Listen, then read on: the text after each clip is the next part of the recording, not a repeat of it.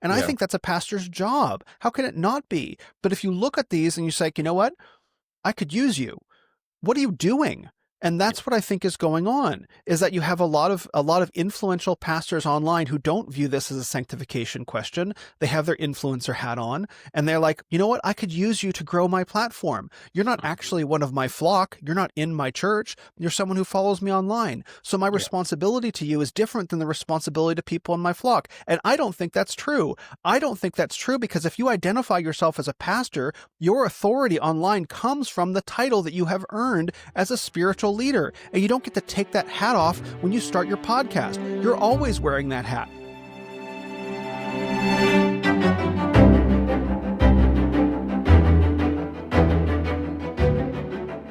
Hi friends, over the next couple of weeks I'm going to share a conversation with you that ended up being much bigger and more personal than I expected. It's an extended interview that Caleb Bobricky, aka Bob the Baptist, recorded with me for his YouTube channel. If you're not familiar with Caleb, he's one of my favorite newer creators. He's a husband, father, and former pastor who's been documenting the recent history of Reformed theology, everything from the Young Restless and Reformed era to Christian nationalism and related movements. What sets Caleb's work apart, at least for me, is its restraint. If you ask me, he's not trying to score points. He's telling stories, often from firsthand experience, and letting listeners draw conclusions. But most importantly, he cares about masculine Christian Reformed piety, which is a subject I'm deeply invested in as well. I'll link his channel in the show notes, and I really do recommend spending some time there. This conversation, though, isn't me interviewing him. We did that a couple months ago, and I'll link that episode if you want the full backstory. This time, Caleb is interviewing me.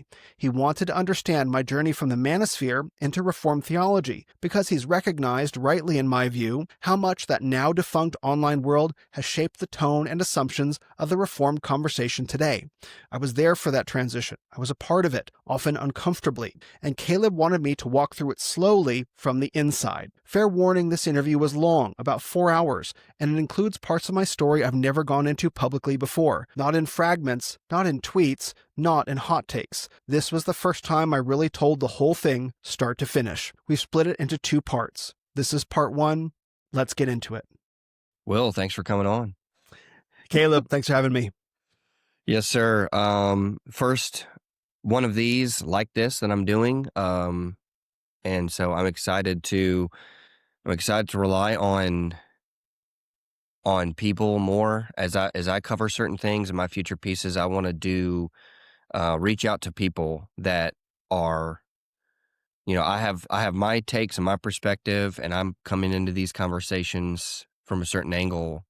But what's been humbling for me is that I'm realizing how little I actually understand about some of these things. And conversations with you, when we did a podcast not long ago, and as I was kind of working through some of my things, seeing your light bulbs turn on got Mm-hmm. me excited, because I was like, wait, he's putting some things together because you have such a history in these things. So we kept talking, just back and forth on the phone a little bit, and I started slowly realizing how much more homework that I have to do on this. And I'm trying to get some books and read and stuff, but then I'm like, man, Will's kind of like my direct like line to understand these things, because like there is not, at least yet, one book that just summarizes like the 4chan manosphere, like complicated dark nature of the internet. Mm-hmm.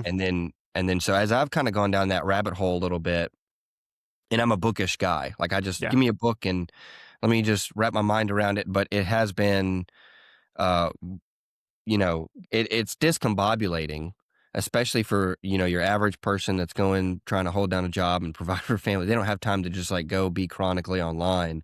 And I'm just like, with the time that I do have, I'm still finding myself turned about every which way. Like, oh my gosh, there's this, and then there's this. And there's so much that I'm discovering. Even that one guy I was listening to last night was talking about how this goes back, and he said this 5 years ago, but this had gone back about 25, 30 years. I mean, this has been developing on the internet for a very long time. Mm-hmm. And as I always say on my channel, the cloud isn't real life, but it impacts directly, Yeah. very often, real life, and it moves, it changes elections. It has political effects.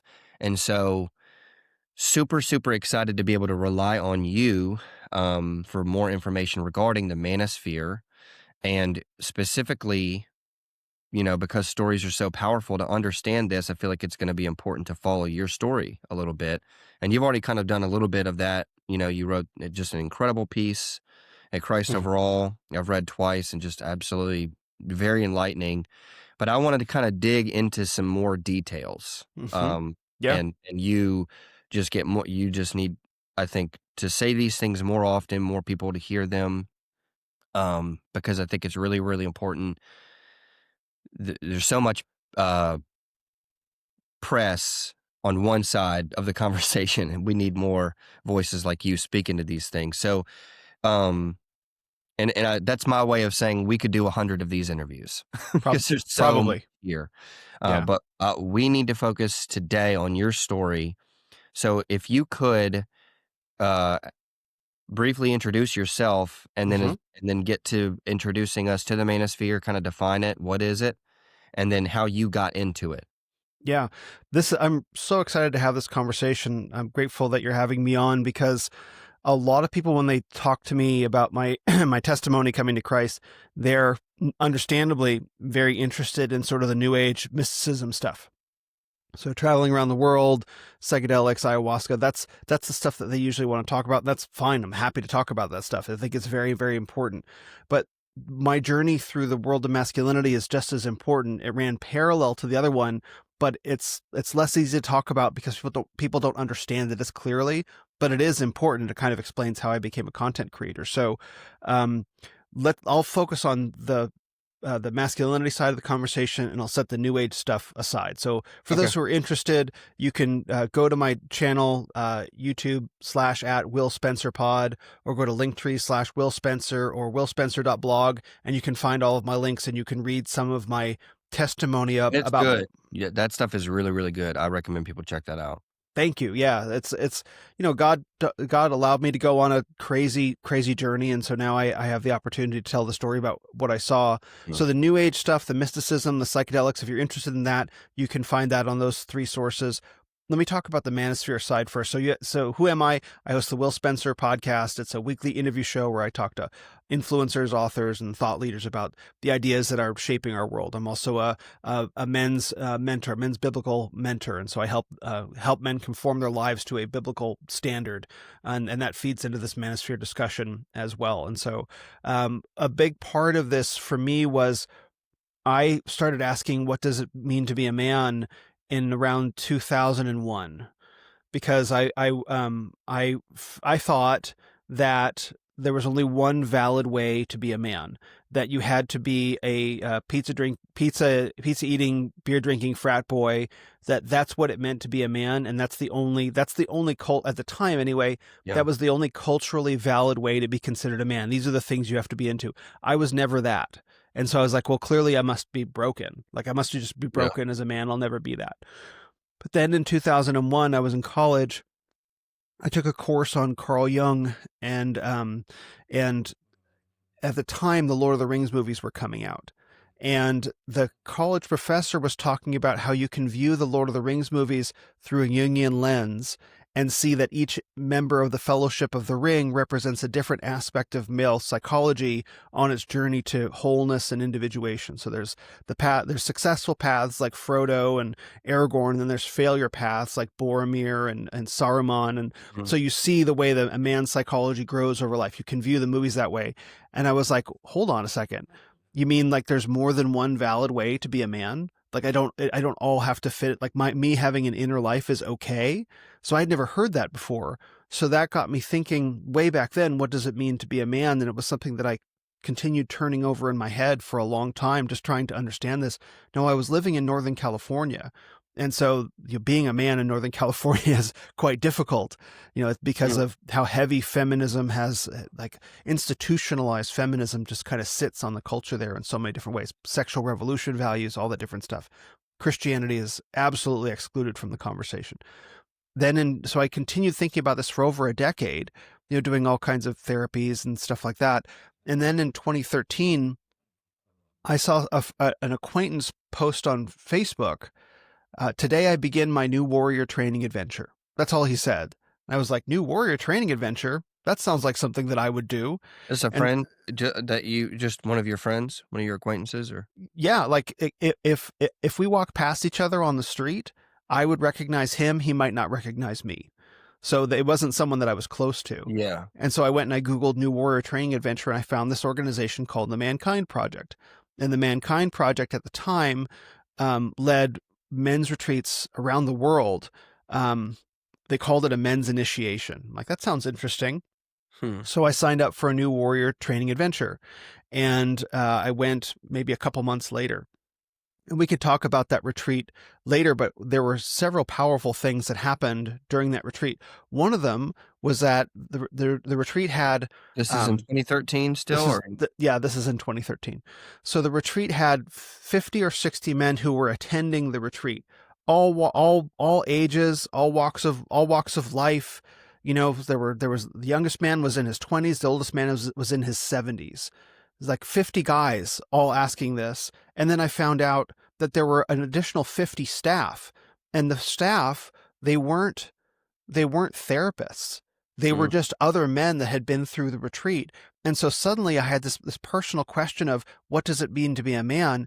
I realized that I was not the only one asking this question, that thousands of men around the world were asking the same question. Yeah. What does it mean to be a man? That was a huge wake-up call for me. Like, there's something much bigger than me. I thought it was just me, something much bigger going on. So that was how I got into men's groups. So men sitting in circle, talking about our lives.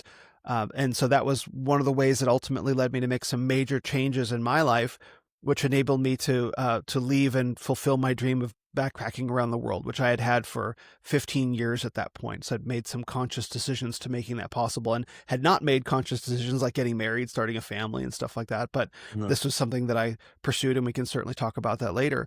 It was while I was overseas traveling, that was where I discovered the Manosphere. That was like in 2018. First, of course, the Manosphere wasn't directly related to the men's retreat. It was just part of the experience. Not at all. And this is the part that tripped me out. So Jordan Peterson first started becoming famous in like 2017.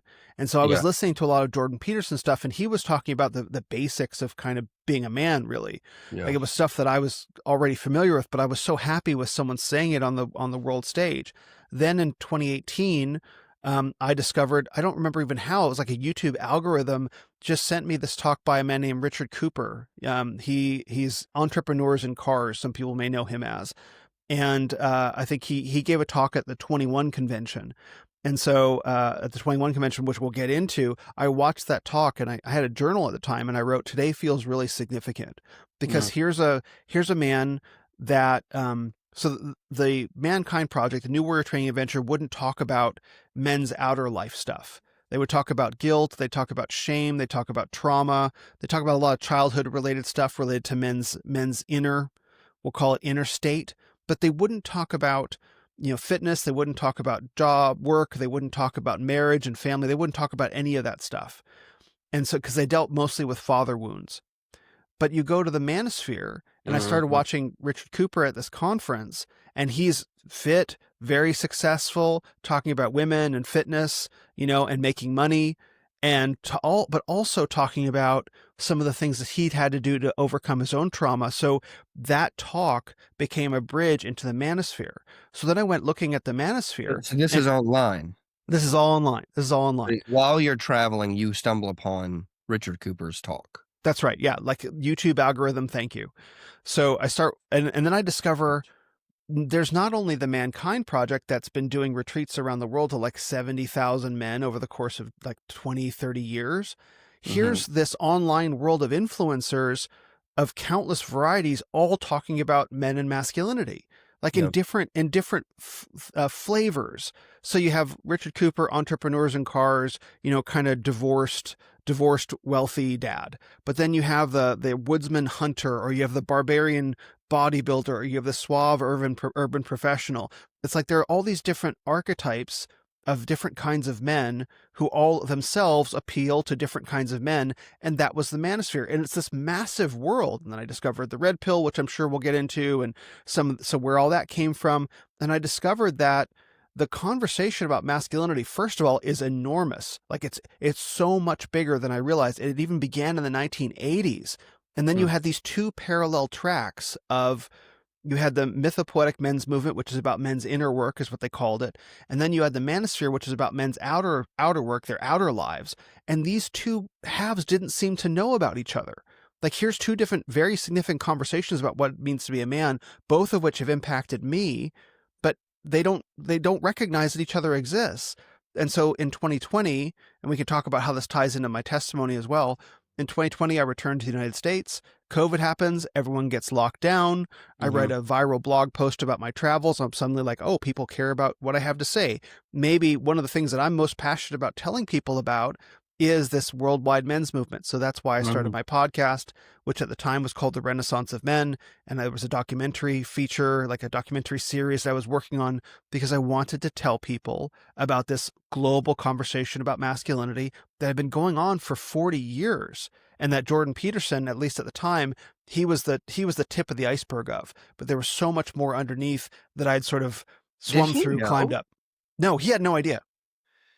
Yeah. He just, like, because there was the whole thing with the university and, his firing. Yeah. It kind of felt like, you know, I love him so much because he just comes off as such a sincere thinker. Like, he's Yeah. just thinking and just processing things, and, God save him, like Yeah, please. a C.S. Lewis, potentially, in my opinion, of our generation, where you have a philosopher and he's kind of working through some things. And that's so interesting to me to say this has been going on for 30, 40 years.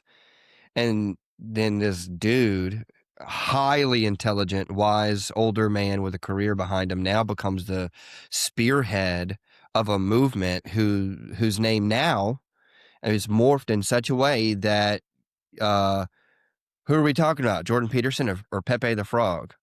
Right. It's like, Right. whoa, like, I kind of feel bad for him a little bit, like that. It just fell on him anyway. Well, interesting that some interesting things about Jordan Peterson. So he didn't know about the Manosphere. Jordan Peterson, I don't think he had global aspirations. Like, he said some very important, obviously true things. Men cannot become women and women cannot become men. And no, I Right. won't use the pronouns. Like, he took a stand during a very tense time, obviously very intelligent. Like, if you watch his Bible lecture series from 2017, like, listening to him talk when he's at his best is like intellectual jazz. Like, he just noodles on all these themes, and then he comes back and it's so deeply satisfying. Can be difficult to follow, but it's really intellectually satisfying and Can you see it? We Who Wrestle with God. This book Oh, came was that good? a year or two. I've read maybe a quarter of it. I mean, and it's a lot of those lectures. I Yeah. mean, it's a lot of that kind of condensed, and those are so Yeah. like stimulating. Like you Yeah. said, just intellectual jazz. That's a great way of putting that. Yeah, then that's what 12 Rules for Life was. It's like listening to a written version of him doing his intellectual jazz Yeah. thing. But it was very edifying. And for a lot of young men who themselves didn't know about the Manosphere, it was as if he had taken basic human wisdom about being a man in many ways and just given it to boys and to girls as well. But he stood up on stage and he was trim, he was put together, he had a nice suit, presented himself well, was articulate, very obviously caring, did not mind leaning in on people when they needed it, right? Yeah. In a very loving way. And what I think happened is millions of people around the world, men and women, it was like they suddenly saw something that they hadn't seen ever. And it was like they all said, Dad? Right? Like they'd never seen a father before because they'd been denied that image in culture. And so obviously Jordan Peterson had to be destroyed. And that was the thing, is following what his massive rise in popularity, appearing on Rogan. He went back on Rogan in 2018, I think it was. And he was like, I don't know why everyone's coming after me. It's like, Dr. Peterson, come on. Like, how can you not know that the image of the father has been denied American civilization for the past 50 years? And that's what you embody, right? Imperfectly, sure, but that's what you embody. And so you must be destroyed. And so and he didn't know. It was like he was just standing there on his surfboard, just having a nice day. And this giant swell rose up under him, and suddenly he found himself on this massive wave of attention and enthusiasm and passion and energy for him and the things that he was saying. And I think he, being a good man, tried his best to surf the wave. But obviously he was a high anxiety kind of guy and became dependent on medication for all the pressure, and that ultimately got to him. But I think back in the 2017, 2018, during his first album, let's say, I think that he was trying his best to navigate a phenomenon that he didn't understand. But what he managed to do was he validated the existence of a massive international market. That's one of the most important things that he did. And so when he had his fall, when he went into the hospital in 2019, 2020, came out in 2021, it was like everyone saw this giant pile of money sitting there. And that's when you had a whole lot of people dive in. And that's kind of where you get Andrew Tate from, but we can talk about that separately. Okay. This is an aside, but I am constantly blown away by the ways in which these political conversations, which are driven by deep philosophical worldview questions, get swept under the rug, and then propagandists take advantage of the popularity of certain topics, and others see the propaganda wars and completely dismiss it, and there are other responses as well, but most of all of these different responses are very silly, because very few people step back and say, let's talk about philosophy. Actually, philosophy is very important, because political theory is a subset of philosophy as a whole. And what you think about, what is a woman is a philosophical worldview question. It's a theological question. And it's a theological question with Van Til, theology is Christian philosophy, whatever. And yet we don't want to talk about, we don't talk about politics or religion at the dinner table. There's nothing more important to talk about. That's right. Nothing else worth talking about. Do what? There's nothing else worth talking about. Yeah. Not today anyway. Yeah. And so anyway, I just find these things so fascinating, because it's like, this isn't just politics and it's not just philosophy, it's life. I mean, this is life. We're living in God's world. And I was reading, can't remember the guy's name, but I was reading a philosopher the other day, and he said that political theory is all about how we can live together. Ethics is how we should live, but politics is how we can live together. And when you have a country that is made up of so many people with extremely opposing ideologies, and then you have a philosopher now, like I like how you said that there's a market now, and people watching that phenomenon happen are like, let's jump on that. Let's dive on that and take advantage of this. And like, all those moving parts are very, very complicated. And your average Southern Baptist pastor or mechanic is just like, dude, I don't know. Like Matt Walsh's documentary, What is a Woman? He's like, how do you know that you're a man? He goes, I gotta, because I gotta, that's it. Anyway, that's my rambly side of me, but this is just absolutely fascinating. I find this absolutely fascinating how those things intersect, and then your story in that. So that's how you got in. Let me clarify. That was in 2020 that you found Richard Cooper. 2018 is when I found Richard Cooper. 2018 was when. Yeah, and then so from there I started reading all the Manosphere books. So I read The Rational Male by Rollo Tomassi, The Way of Men by Jack Donovan. I think I read Sanction as well. That was a very popular book at the time. Long story about that book and that author, that's for sure. But I started because my immediate interest. I think I read Ryan Mickler's book as well. I forget what it was called. But when first time I discover a new field, the first thing I do is I read all the books. It's like, okay, let me read the books and see what these people are having to say in their own words and in print. And so that was how I started discovering the broad spectrum of ideas that form the Manosphere and the consistent themes.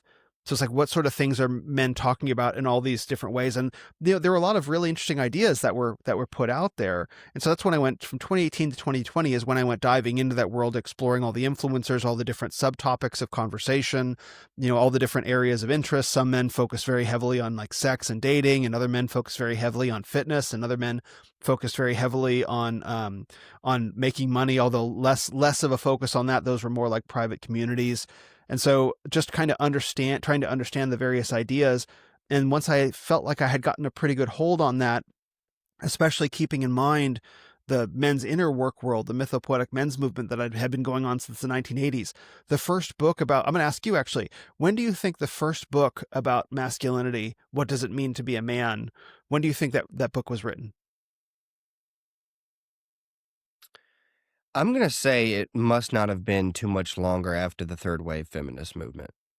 So that would be, I don't know when third wave feminism began. And I don't actually know that either, but I would say around the 60s and 70s, I could imagine that book being made. Yeah, so the first I would say the first recognizable book that you could say was part of this whole masculinity movement was a book about pickup, because suddenly there was all of this there's all this supply of. I heard Anthony Johnson saying that last night.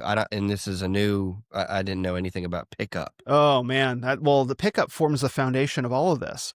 So in the 1960s, there was like after the sexual revolution, there's all this supply suddenly of women that are willing to have sex before marriage. And so the first book about pickup, which is like how do you verbally seduce a woman to sleep with you, that was written in 1969. So that was the first book in the theme, but the first book about what does it actually mean to be a man that expressed this hunger, this longing to understand masculinity, that was written in the 1980s. There was a collection of essays written by a man named Robert Bly, which took shape in a book called Iron John. And Robert Bly, he did a nationwide series of talks where he went around the country leading men. It was explicitly pagan, draws very heavily from European paganism and the North American paganism, so like Native Americanism. So he drew heavily on those themes. It was not Christian at all, but he went around the country doing nights of like poetry and singing and stuff like that, because speaking to men, these are baby boomer men who are now entering, they're I think at this point, 1980s would be like their 30s, like their mid 30s or their late 20s, mid 30s. And they have this longing to know what it means to be a man because their father's image was insufficient because they hated their fathers. And so, but they still need to know what it means to be a man. So Robert Bly goes around the country leading these talks. Did you mention this in the promo for the documentary that you were working on? You mentioned that. Okay, I thought I had heard, and that was the first time I'd heard it. It's a huge put together deal in that way, which is what I'm finding is so important about storytelling. Is it's I had a pastor. I'm sorry to cut you off. One time, tell me, this is really interesting. I'd never heard this before, and I look back on it, and I'm like, no, I think he probably had heard it before, but he might not have heard it put in that order. Mm-hmm. Of, this, then this, and then this. And I just think that's really important. The way that you're telling this is fascinating, that in the 1980s, this seems to be, is this the mythopoetic strand? Yep. So you have Robert Bly developing some of these ideas, and that's like, it seems like it's a snowball effect each decade. These ideas are carried forth. And you're saying that in that, which in Brian's vein, we'll get to this more later when we talk about this common thing that I'm noticing, that when we get to the Christianity side of it, or when Christians come into it, they're wanting to baptize something that at its core is rotten. That's right. Absolutely. And it goes all the way back, and it's important to tell the story this way so that we can understand this didn't start as a Christian thing. And that's not to say that there aren't some times where something like that can happen, like there's Christmas. Oh, well, it's paganism. And then, there's that whole like debate and conversation.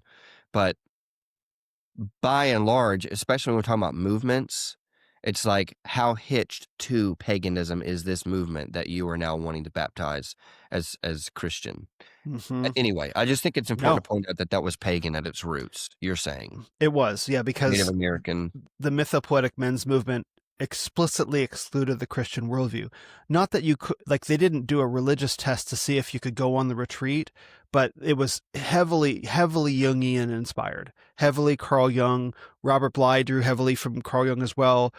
Douglas Robert Moore and Douglas Gillette wrote King, Warrior, Magician, Lover. That will show up again later. So the two main books of the Mythopoetic Men's Movement, there were more. That was King, Warrior, Magician, Lover by Moore and Gillette. You had Robert Bly, Iron John, and then you had Fire in the Belly by Sam Keane. So those are probably the three most important books of that movement, certainly the best-selling ones. Iron John was a massive bestseller. King, Warrior, Magician, Lover continues to sell well, more as like not a cult classic, but it never achieved the mainstream success. But all those books were just drawing from Jungian psychology. And you can read The Other Worldview by Dr. Peter Jones to understand who Carl Jung was. He was a mystic and an occultist and all that different stuff. So it began by explicitly rejecting a Christian worldview. But that's not hard to understand because that was the baby boomer generation. That's what the 1960s and the 1950s was. Like, a lot of people point to the 60s and say that's when things went wrong. False, absolutely false. Things were going wrong in the 1950s long before they really flowered in the 1960s. You have Alfred Kinsey, you have Elvis Presley, you have Marilyn Monroe, you have the Beat Poets. Like, you have a lot of the early experiments with psychedelics were done in the 1950s.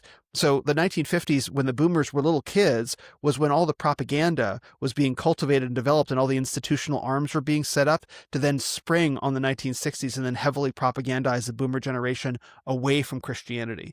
And so naturally, when you run it forward 20 plus years, you're not going to get a return to a Christian view of the family. Plus, they've all engaged in, who knows what amounts of drugs and sex. And so they're carrying their own weight of guilt and sin and shame. And when you show them the gospel and it says your body is not your own, your body is supposed to be a temple dedicated to God. Like, I don't like that because I did all these things that I don't want to confess. And so naturally they're going to continue in the pagan direction. And that was where Iron John, Robert Bly came from, where it was like, we're going to offer you an alternative spirituality separate from that of your fathers.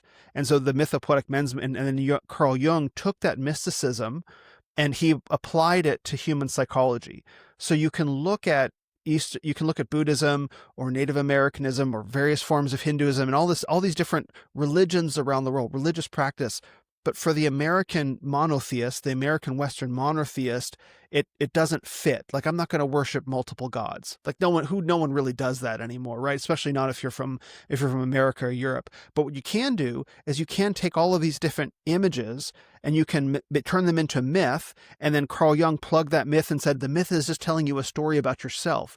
So you ultimately become a monotheist, but instead of God being God, you are your own God. You're studying your own God through these outward images. That was Carl Jung. And that was so exquisitely tailored for the mindset of the 1970s. Coming out of the 1970s, you also have the me generation.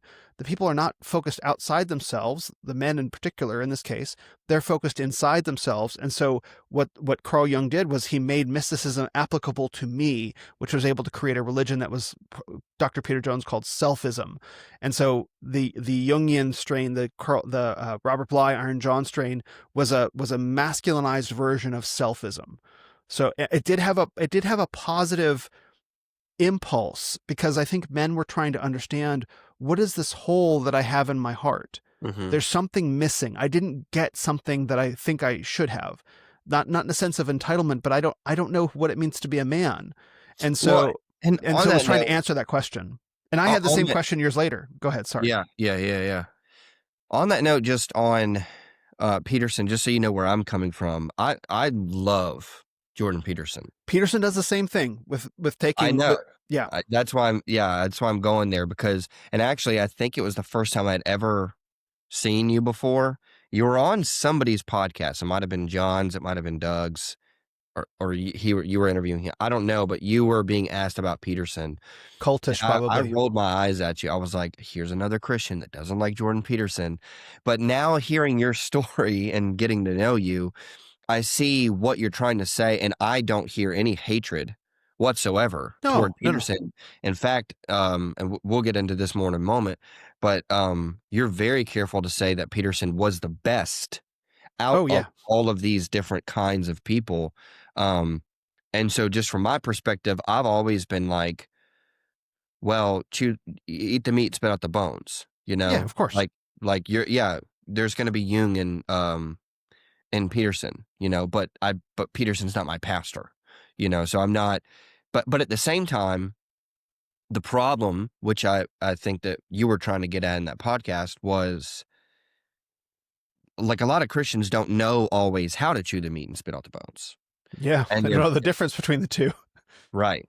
And so I think it's important to parse those things out and then say this is where, and that it is a spectrum, and to do a little bit of social studies on the development of ideas in relation to Christianity. And so that is very, very helpful. Now, real quick, two questions. Yep.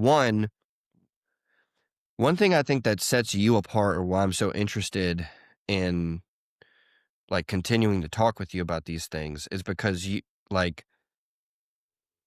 there was a reason why Anthony Johnson wanted to rely on you. And that was because you do this reading and you're putting things together, which, just as an aside, is kind of frustrating because most people, your story is so much about how you got in and how you got out very publicly, like, hey, I'm not in this anymore. But there's like an authenticity and a sincerity to that where you come off to me anyway as being very open, which comes with some bad sometimes, that you ingest some bad ideas, but then you're also open to repent in the other direction and go, no, I went too far, or be very self-aware about your overcorrections. And there's something adventurous about that feels less propaganda to me. Whereas like you look at other people, and I don't know all of Anthony's story. I'm just kind of like really understanding him. But you look at guys like him and Andrew Tate, and then even for what it's worth, I don't think Joel's as bad as Andrew Tate, but you have guys like that people watch that and they say, yeah, that's just propaganda. That is just someone that's bouncing on an opportunity, or a grifter. When people talk, that's the better word. I keep saying propagandist. We're like a grifter. Just, I want to jump on this. And that's not the sense that I get from you. You are like, oh, here's this world. I want to truly understand. So let me read all the books. And it doesn't feel like understanding to figure out how to grift. No. In my opinion, it feels like I want to understand this because I'm pursuing the truth. And my Thank question you. is, why are you like that? How did you get to be that way? I mean, honestly, man, it's how God made me. There's no other way that I can put it, because what you're seeing, thank you, by the way, what you're seeing is so central to my experience of being me, that it's led me on great adventures through my life. And I do believe that the only reason that I've emerged safely from those adventures, whether they be adventures of ideas, adventures of spiritual traditions, physical adventures out there in the world, I think the only reason is just because I've been sincere and not looking for a place, not looking for belonging, but actually looking for the truth. Like I'm genuinely looking for some place to to rest and to put my foot down and be like, and to really stand on. Like, where is there solid ground anywhere in the world that I can really rest on? And that's been my sincere search. And I think it's because of that, because I care about that and have always cared about that more than anything. And that's not through any inherent goodness in me. It's just literally, I believe it's God's calling me. It's God's effectual call. I wouldn't have had that language a number of years ago, but I do now. And it's because I think I've sincerely pursued it. And I haven't been ashamed of sincerely pursuing it. Now, I can be sincerely wrong in the things that I entertain, the things that I do. But one of the things that I also do is I'm careful not to make my new ideas part of my identity. And I think that's the mechanic maybe that makes it work, is that just because I read a new book, or I discover a new field of ideas, that doesn't mean that I immediately put on the jersey and I suddenly am that. And I think that's what a lot of people do, is they discover a new set of ideas or a new influencer or whatever, and they don't have a waiting room in their mind for when they admit it into their heart where it can take root. They don't Yeah. have a space where they can kind of turn it over and look at it from all these different angles before they incorporate it into their personality. And Yeah. that's why I think a lot of people, they're not really looking for truth. They're looking for belonging. I think that that's a very real thing. I don't think there's anything wrong with wanting to belong. But now, since people no longer belong to churches and families and communities, it's all been demolished. And so you belong to various things online, and you can't see people's eyes, and you can't have face-to-face conversations. You especially can't see how they live. And so people end up giving their allegiance to men that they don't know, who are concealing their intentions. Yeah. And so, because they're willing to just sign their name along to things, please just accept me. And I think another part of that is, like, it's never something that I've cared about at the deepest level of my being. Like everyone else, like, there's nothing wrong with being accepted. Like everybody else, I also want to be accepted, Yeah. but I want truth more. And so before fully becoming something, before I fully allow this group set of ideas or this new field of study or whatever to become part of my personality, I'm like, let's hold off on that until I see what's actually going on, until I admit it into the inner chambers of my being. And Yeah. so that's how that's kind of worked. And then there have been multiple times in my life where I've been like, oh, now I see what I'm really looking at. This piece of information was missing. This lends a different context to everything. I am done with that. There have Yeah. been multiple times in my life where that's happened. I've gotten quite far down the path until that point at times, but when I get there, I always just turn right around and walk out. And Well, and so, then yeah. John Flavel has had such a massive impact on me, Puritan, who wrote this book called The Mystery of Providence, and he says that providence is best read like a Hebrew word, backwards. Yes, praise And God. it's so funny, we're talking about meaning, that now you find that meaning in the pursuit of the meaning. And we're middle-aged, moving forward in our lives, but the older we get, we're able to look back and go, that makes more sense now. I was actually pursuing sense and meaning, and now I see the meaning, but it's because I see what God was doing. That's right. And I see That's that my he was whole life. bringing me and carrying me along. And as you were talking, I was thinking of this song by a band named My Epic, and they have this line. Do you know who My Epic is? I've heard the name. I can't name many of their songs though. I think we're all lost till we become lost in the wilderness. And so getting lost and wrestling with God and going on these adventures, not that everyone's going to have the exact same kind of story, that some are more linear, but there are times when it can be messy, and it's that being lost and then finding God and truth, which we can now get to now, that gives the meaning. And now I don't feel so lost because I got lost. I once was lost, but now I am found, blah, blah, Yeah. blah. And on that, right before we get to your testimony, can I just, and I'm just going to acknowledge this, and if you nod your head, then I know that I'm not far off, and then we could just move on. But there is a relationship between this journey and your New Age stuff, because as you're talking about these ideas and these two different kinds of men movements, that getting caught up in those things is part of it. You want to focus on the Manosphere, but that was part of it to a degree, it sounds like. Very much so. And it's difficult to talk about when people ask me about my testimony, because it requires people to follow two stories at the same time, which is difficult. So I tend to focus more on the New Age stuff because people can relate to that more. The Manosphere stuff is a theme that's woven throughout that. Yeah. But really, it was two independent pursuits at the same time that, and you're going to see where this is going, they both connected and they reached the same destination, which was Christ.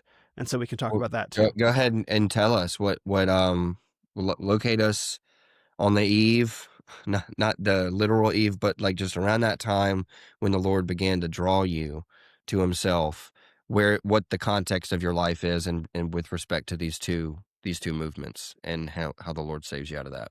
Yeah, so I would say through 2018 and 19, I had read all the Manosphere books. I was watching all the videos. I was just, listening to as many lectures as I could. Every time Jordan Peterson would release a new video, bang, just watching that right away. So I had completely reshaped my vision of what it means to be a man. But that had been going on for a while in ways that I didn't really understand. A big part of it was that I could never shake this desire that I wanted to be a husband and a father. And like again, growing up, I mean, I grew up in Phoenix, but I came of age in the Bay Area.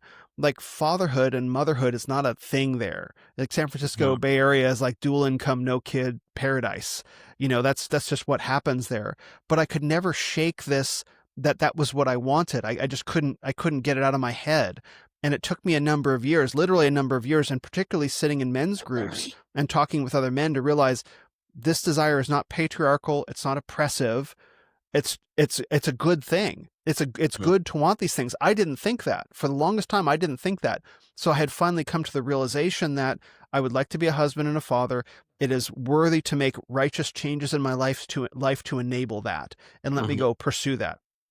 So then I had to unwind all these notions of what it meant to be a husband and a father, that like essentially unwinding egalitarianism, understanding that if you're going to have children, like someone has to raise the children. You can't just be giving them off to daycare or the state or stuff like that, that it really works best. Like, and you can see this in practice, when you have separate roles within the family, when you have the husband being the breadwinner and the mother and the wife being the homemaker, and you create a safe environment, and obviously avoiding divorce, you create a safe environment for these lives. This is how I would have explained at the time. It's like when a baby is born, they fall into reality, and the husband and wife are meant to be the net. The mother and father are meant to be the net that catches the child in, or the children. But if the husband and wife, they get divorced, or they have issues in their marriage and they're not working them through, the baby just falls through the net. And then there's no shortage of ideologies or institutions that are willing to catch and just, quote unquote, devour that child, metaphorically speaking. And so I'm like so I had come to a realization myself through reading Manosphere stuff that this is the only way things should work. The problem with the Manosphere is the Manosphere also excludes Christianity and takes an evolutionary biological view of things. That's where it roots its understanding of the differences between men and women, that it's evolved. That's where its theology comes from. So, and so now I need to jump tracks. And so I need to jump tracks to the New Age conversation for just a second. So pin that evolutionary biology bit. So the New Age conversation. So I had been exploring world religions and spiritualities for 20, 30 years at that point.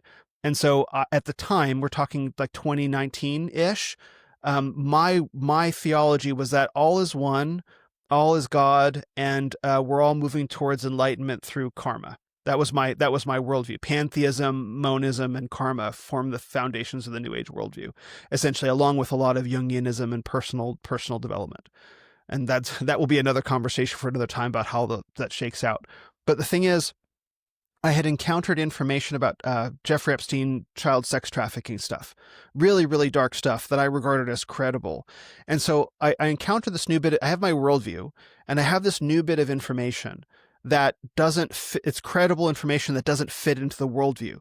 So what do I do with this? Because I realized, and I've told the story many times, you imagine you have a child, like there's no question that child sex trafficking is evil.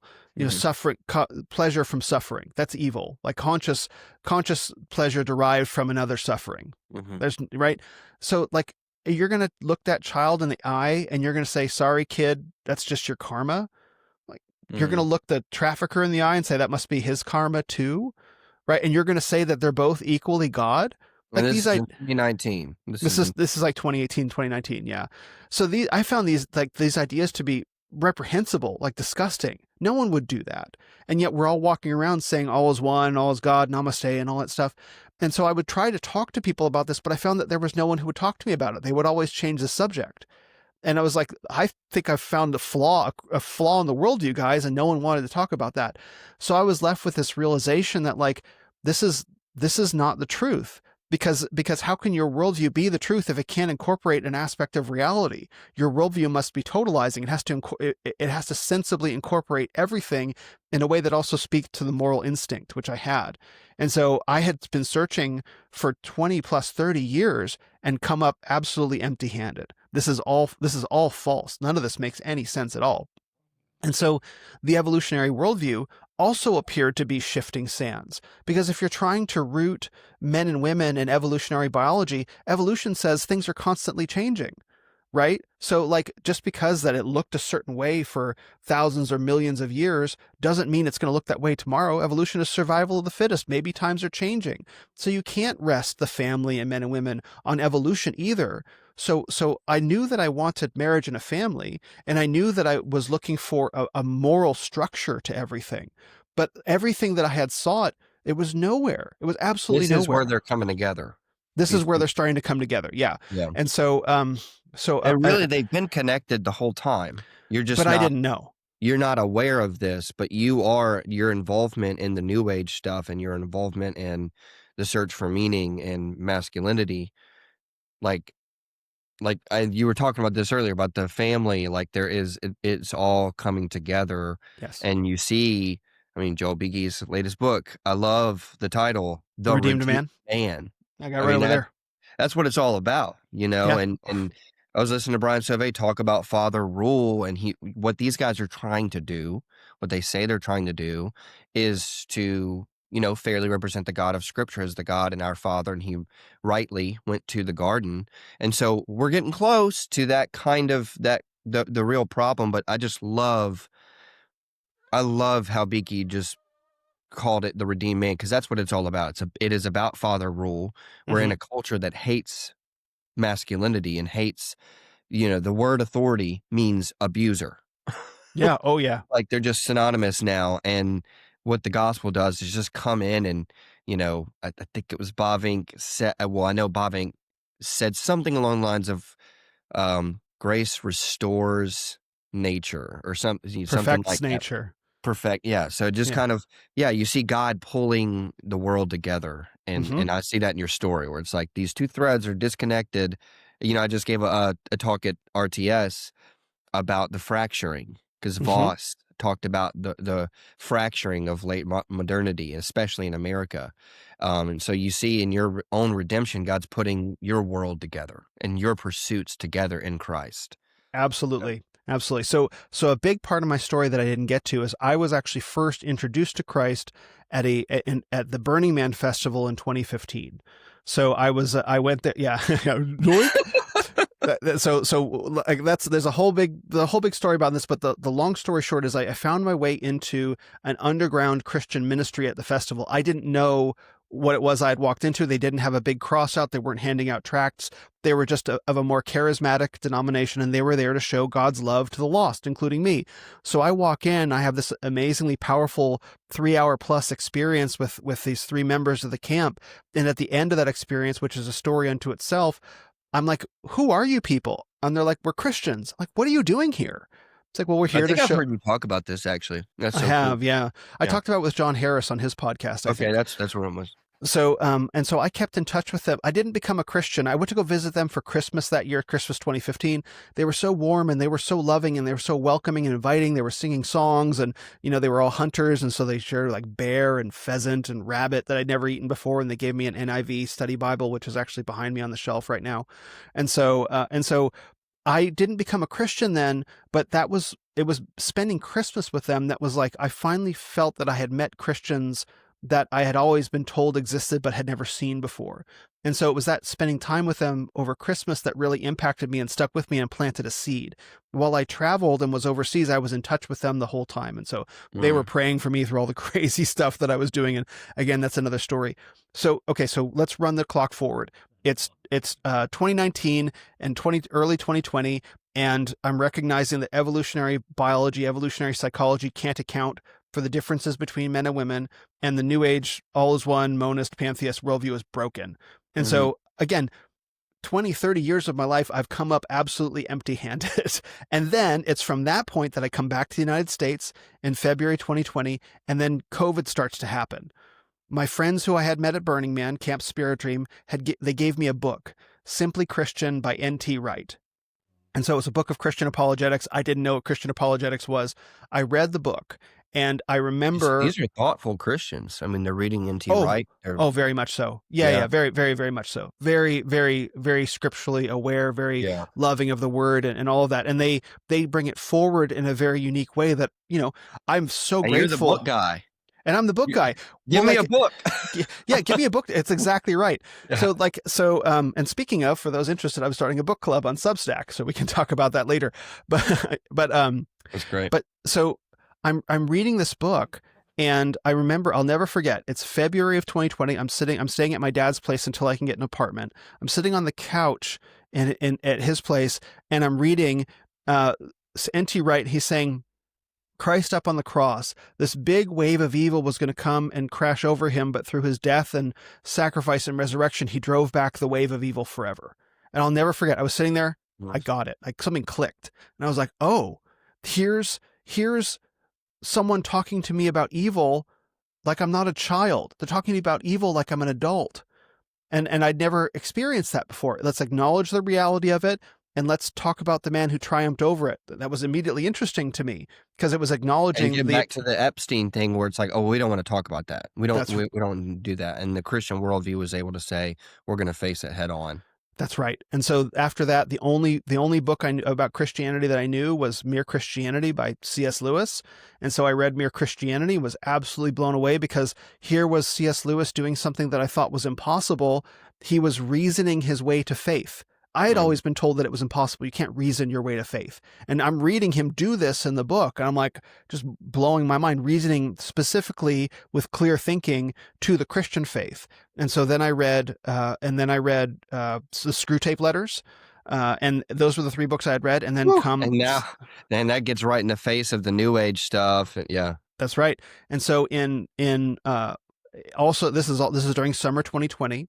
Also during summer 2020, at the same time, this is July, I write a blog post about my travels that went viral because the wokeness, the summer of love, the George Floyd riots had just happened, and everyone was posting black squares on their Instagram in solidarity. And I had just 1,000 followers on Instagram at the time for my travel photography. And I was like, no, I'm not going to post a black square. This is ridiculous. I'm not going to be shamed into posting a black square. And so I wrote a blog post that went viral that was talking about, I've seen the whole world, and I can tell you that I'm not going to sacrifice my soul to gain the world. I'm going to keep my soul and lose the world. And so that went viral. There's much more to it than that. And that was when I realized what people care about what I have to say. I've had a unique set of experiences that is valuable to people when we're all locked down. Yeah. So that was when I got convicted I should start a podcast. And so go ahead. I know I'm cutting you off, but your conversion, would you say that do you think the Lord saved you when you were reading N.T. Wright that night? Like when you heard that, like, of course, intellectually, like, oh my gosh, but like before the writing of that blog post, do you think that you had repented or what? I was in the process. Yeah. Because that blog post, I'll send you a link to it. That blog post closes with what does it that was why I titled it the way that I did. What does it profit a man to lose a soul and gain the world? I closed with that. And so that was already in process of that. And so in summer of 2020, 3 things all came to a head. I realized that that scripture, that God's picture was the only place that you can put, the only place solid in Genesis is the only place solid you can put men and women. That's the only place that it has to be there. And you can't put it on evolutionary biology. You have to root your theology in a place that talks openly about the existence of evil. Like it acknowledges, it looks it square in the eyes and says it does have a reality. It's not an illusion, right? Yeah. And then people wanted to hear what I had to say. And so I'm like, okay, I guess I'll start a podcast. And the thing that I know the most about is this world of masculinity. So I started the Renaissance of Men. So all of these 3 things come together in September of 2020. In September 2020, kind of reminds me of Paul saying, "Remain in the calling in which you were called."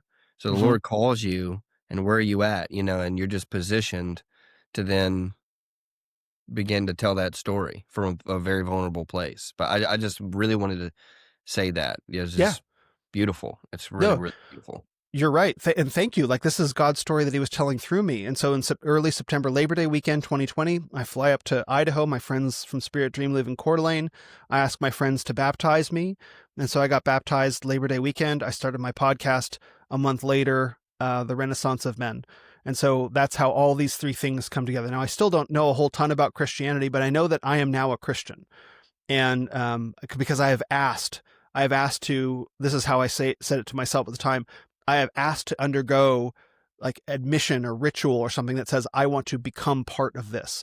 No other tradition that I had been a part of was there ever anything where you are going to go do this concrete act that can't be undone. You go down into the water, you come back up, you are now part of this. And so I took that very seriously. So come September, Do October you think 2020. because when it comes to rites of manhood or rites of passage, Yep. I think that might have scratched an itch for you as well.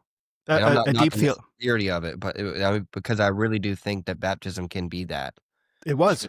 Be that for people, and I see that as part of this. I'm becoming a redeemed man, and I want to join this, and this is one of the first acts of where I'm formally associated with these people, the people of God. That's right. And at the risk of, I don't want to blow up the conversation because I want to stay on this line. For the longest time, that was also why I was not a Paedo Baptist, which I am now. But that's another question. That's another conversation. Because I thought there was something important about me affirmatively speaking into something. So we can. That's a whole other separate conversation. So just to bring us up to the current point of the story, September 2020, I'm now a baptized Christian. Churches are still shut down. We can talk about that. I've started my podcast, and I'm learning what it means. Like now I'm now in this new world, starting a podcast, venturing out into the world of masculinity, formally starting the Renaissance of Men podcast. Okay. Wonderful.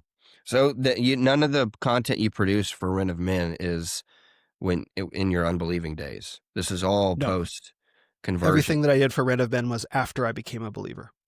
Okay, but then and that includes so getting back to the Manosphere, that is part of it, and it kind of feels. I see now why where you separate the New Age stuff, and I bring up the conversion, but I'm glad to have taken some time to go down that a little bit, just because. Can you go back to the Manosphere, your experience just briefly of the Manosphere before you kind of go down that spiritual journey of coming to Christ, and then you're now in Christ and doing the podcast, but you now start to steward that. Part of the platform was stewarding, your story, telling your story. And maybe this is a bad word, but like, do you resume the Manosphere journey? In a sense, after you come to Christ, you're like, now let's take this seriously. And I know Doug Wilson comes up at some point in the story for you. Way later. Okay. But how would you frame that? Is resume a good word, or would you say that a different way? I guess I knew when I became a Christian, all I knew was three things. One was that I needed to join a church because that's what Christians do. Two is that I needed to pray on my knees by my bed every night before I went to sleep because that's what Christians do. I just knew that somehow. And the third thing was that I needed to forgive people. Like when I knew nothing about being a Christian, those were the three things that I knew. And those were the three things that I did. But I didn't have any good understanding of what Christianity really deeply had to say about the family or what it had to say about masculinity or any of that. I think really early on in my journey, I would have said, I remember believing this, that like, okay, all religions are equal paths up the mountain, but only Christianity gets you the last distance there. There was a time where I really believed this because I didn't know where to start. I just read C.S. Lewis and N.T. Wright, and I become a Christian. I come back to Phoenix, and all the churches are shut down. And so I can't find one that's open. So I don't really have any ability to begin my journey because I don't know where to start. So I'm still making content just about masculinity. I haven't really discovered the Christianity side yet. But so I'm interviewing various influencers in the Manosphere during that whole first year. I'm a professing Christian, but I don't know what that means really at all. I know that I'm not these other things. I am this, and I'm just going to hold that to myself. And like, what am I going to evangelize? I didn't immediately start saying, I'm a Christian now, everybody listen to me. Like there was still a time early on where I still thought ayahuasca was a good idea, for example, because I still, for being a Christian, I still had very psychological kind of driven self-improvement beliefs because I had nothing to challenge them with.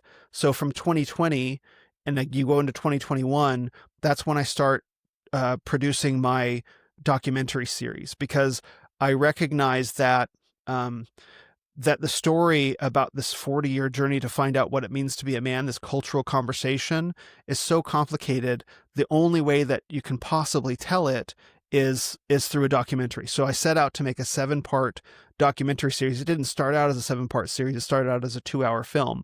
But I realized that it's so complicated, and there's so many stages, moving from the mythopoetics into the pickup era, into the red pill era, and finally into the Manosphere era, and then into the sovereignty era, that it's this journey of development. And then there's a women's renewal kind of going on. So in 2021, I set out to produce a documentary series about it. And so summer of 2021, I went on a 108 days driving across the United States. I left my apartment in early May. I didn't return until I think it was April, May. I didn't return until July, interviewing 25 Manosphere leaders across the United States, getting 60 hours of footage, meeting the men of the Manosphere in person, with 4K cameras, and just a whole big adventure and journey to try and capture this story. So at this point, I was no longer just reading Manosphere stuff or watching videos online. I was driving to go and meet these people and interview them and meet their families and stuff like that, to sort of see who they are firsthand. Does anything like that exist? No, it needs to. I agree. And we could talk it like that, but I can tell you that it became very frustrating to try and get it, because I did all the footage. I came back in August of 2021, and I was just wrecked from the trip. I then spent the next 30 days watching all the footage, transcribing all the footage, and putting together like a 3.5-minute trailer for the documentary series, because I wanted to raise money to finish it, because I couldn't finance the whole thing all the way through. Additional interviews, and editing and all the marketing. Like I tried to put together a whole big business to do this thing. In fact, I hired the top documentary fundraiser in the world. He saw my trailer. He's like, I want to work with you. I couldn't get anyone to give me money for it. And there were 2 reasons, I think, why I couldn't get anyone to give me money for it. One is because the documentary film world is not going to finance a film about men and righteous masculinity, because it's heavily feminist. Like, they're not going to challenge their presuppositions in that way. So I got a lot of doors kind of slammed in my face over that non-returned emails, really.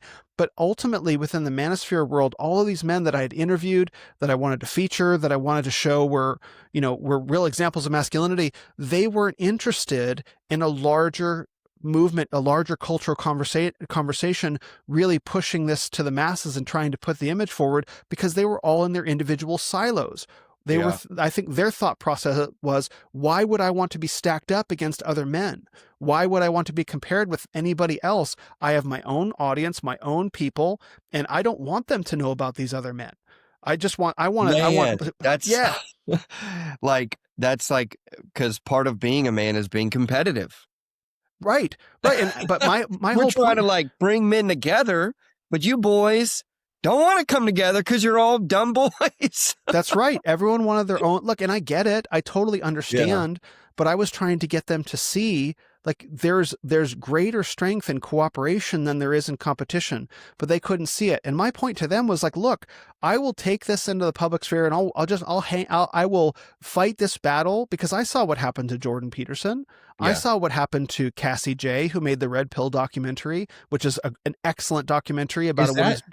Go ahead. Is this the lady that Cernovich talked about? Correct. That Yes. She was a journalist, just doing work, and then said, well, I made something about women, now I'm going to make something for men.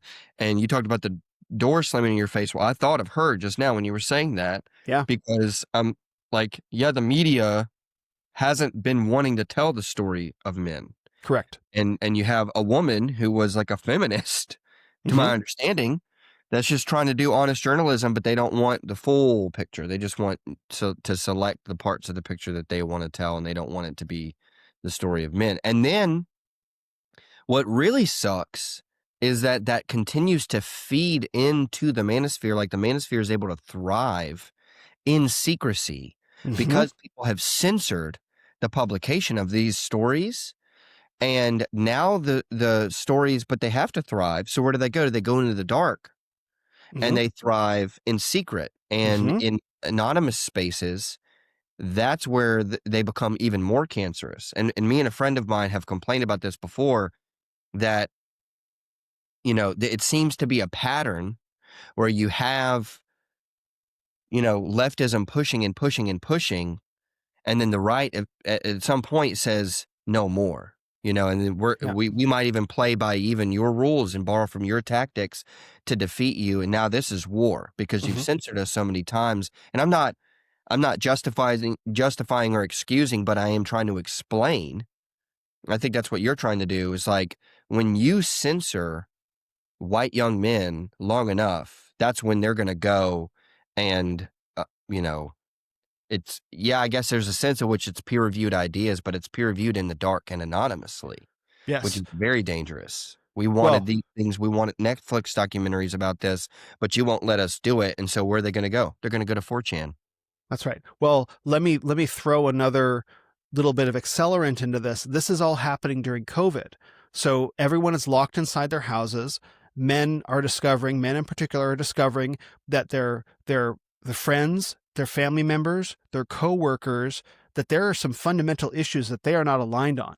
That Yeah. men were saying things like, "Hey, this masking stuff is really silly. No, I'm not going to take a vaccine. Like, this is obviously, there's something obviously like fake and dangerous going on here." And Fake they would and find faking, yeah, and they would find their own friends being like, getting mad at them and landing on them. So men no longer knew who they could trust. yeah. And so rather than being in community, because community is gone, their churches are capitulating as well, they find their way into these online communities, self-selected of men who naturally are all aligned, sort of socio-politically in a way. So not only is it censored and pushed out, but like that, it's locked in a pressure cooker, during 2020 and 2021, where men are in these isolated communities of, where it's like, where they're friends, but Yeah.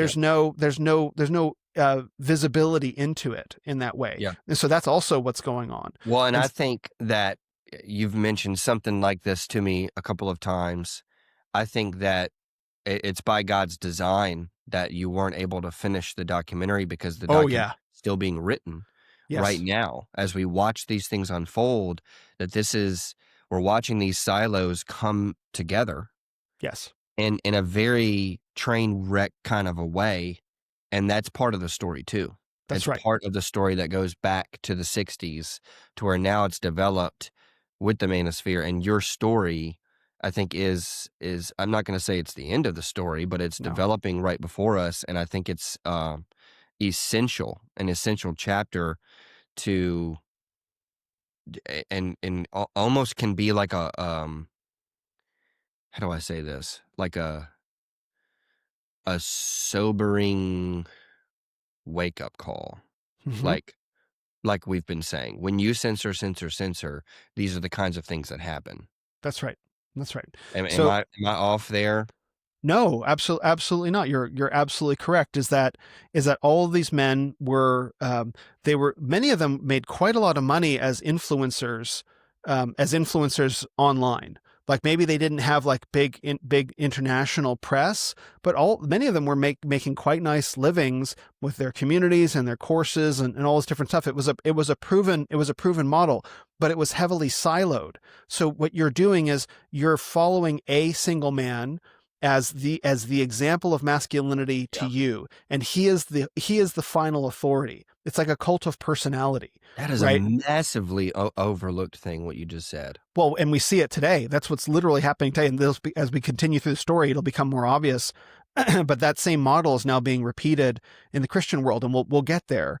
But like, so you have these men in these communities following their little leader, right? And the leader, it's because the Manosphere is not a Christian space. The leader is the ultimate authority. He's not communicating, Christ's authority through him, leading these men and shepherding them. He's like, I am the example. Follow my model. I will tell you how to be. Now, there are examples in that world of course, there are like the Playboy guys, the guys that are, sleeping with lots of women. Like there's that example, right? Or the barbarian single guy, right? Or there are gay men in that world as well. But there are also examples of husbands and of fathers. And so I'm watching this up close and I'm looking at this and I'm like, the only guys that seem like they have any stability in this world, like who are approaching it, are the husbands and the fathers. And so that's around the time when I realized, well, this all must be leading somewhere. This is where my own desire to be a husband and father kind of reaches its culmination, in a sense where I recognize the fulfillment of being a man is not being the crusading warrior, out there in the world, sword swinging. The fulfillment of being a man is being a husband and a father, because that's the only place that a man can achieve any stability.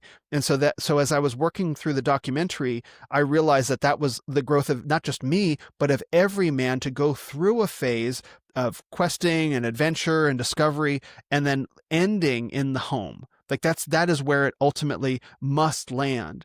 And so that as I'm developing the documentary, that was kind of the thing that I learned in that journey through masculinity. So now we're into like 2021. I've produced the documentary. I've got this 3-minute trailer, and the 3-minute trailer was my key that opened many, many doors for me, because people saw suddenly, I'm very proud of the trailer. The footage looked amazing. I scripted and did the whole thing. And then my friend Brandon, a fantastic guy, he edited it. He actually cut that trailer together like in the software, but I sequenced all the shots and wrote the script and put the whole thing together. And so now I'm showing this to the guys in the Manosphere, like, hey guys, we have something that we can really, really do here. And so guys saw that I was serious in my pursuit and very sincere, but they didn't quite know what to make of me because I didn't look like any of them. And they were also in their silos, like, well, I have too much, and to an extent I understand. Like, I have too much to lose tying my reputation to this guy that I don't know, who's kind of unproven. So in a sense, I get it. And at the same time, it's like, guys, we really have an opportunity here to do something. They couldn't see it. They ultimately passed on it. It didn't make any sense to me why that was on some level, because it was clear following Jordan Peterson that there's this massive need out there, that there's no one talking about this. Jordan Peterson hints at a lot of it. He embodies a lot of it, but the story was so much longer, going back into the 1980s and the 1960s, and in some sense back to the Industrial Revolution. The Industrial Revolution is when we were separated from the centrality of home, and men went off to work, and feminism following closely after that in the public school system. So you can take it back to that point. And so there's more of a story to tell there, that Jordan Peterson did not tell. And so here's this opportunity. We can really do something. And they all said, I don't think so. And it was a profound time of disillusionment for me going into the second half of 2021. And in the second half of 2021, going into 2022, that's when I discovered Doug Wilson and discovered Reformed theology. So we can perhaps talk about that transition point as well. Most men don't wake up one day and find their lives magically on track. Instead, they wake up in their 30s and 40s and realize their prayer life is thin, their body is soft, their work feels aimless, and they're either alone when they don't want to be or sitting in a home full of tension. They're not stupid and they're not lazy, but they were never trained to become dependable men. No one showed them how to order their day, to rule their emotions, to say no to sin, and to say yes to real responsibility. So they drift. They stay online too late, avoid hard decisions about marriage and children, and confuse comfort for peace. That's why I mentor men, not to pump them up for a weekend, but to help them become the kind of men that others can rely on. Men that a wife can trust, children can follow, and churches can respect. Whether you're trying to repair a marriage or become the kind of man who can start a family for the first time, the work is the same: clarity, discipline, and obedience. In 2012, my life was falling apart. I was chasing false spirituality, undisciplined habits, and empty ambitions. But God lovingly rebuilt me slowly through daily scripture, repentance, physical discipline, and concrete commitments kept over time. Now I've walked that same road with dozens of men, working with them for more than a decade. I've watched men confess real sin and turn from it, repair trust with their wives, get serious about pursuing godly marriages, rebuild their physical discipline, and stop drifting so they can start building their lives. This isn't theory, it's work. If you're tired of drifting and you know you need another man to walk beside you and hold you to your word, I invite you to a free clarity call. No pressure, no sales script, just an honest conversation about where you are, what needs to change, and whether mentorship is the next step. visit willspencer.co/mentorship.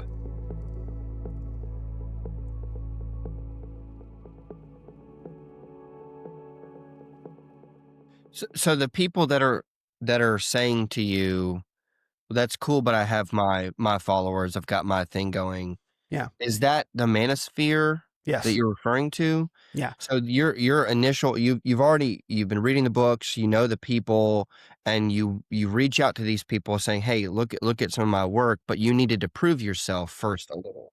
I think Is so. is Because what y Go ahead. yeah, imagine that imagine a lot of these men had very successful platforms. They had families and all of this, and it's like, okay, so I'm going to give my name over to this project. It looks really good. It sounds really good. The intention seems really sincere. Like I think there's something really genuine here. Like I was trying to present this in as wholesome and encouraging a light as possible. The three guiding principles of the Renaissance of Men when I founded it was, first, it needed to be something that strong, confident men could see themselves reflected in. Like it couldn't be just purely intellectual. It had to be grounded in the world that they understood. That So inward, outward thing you were talking about. This isn't just heady, but this is like lift weights and stuff like that too. yeah, and have presence in the world, right? Have gravitas, have substance. So they needed to be, that was number one.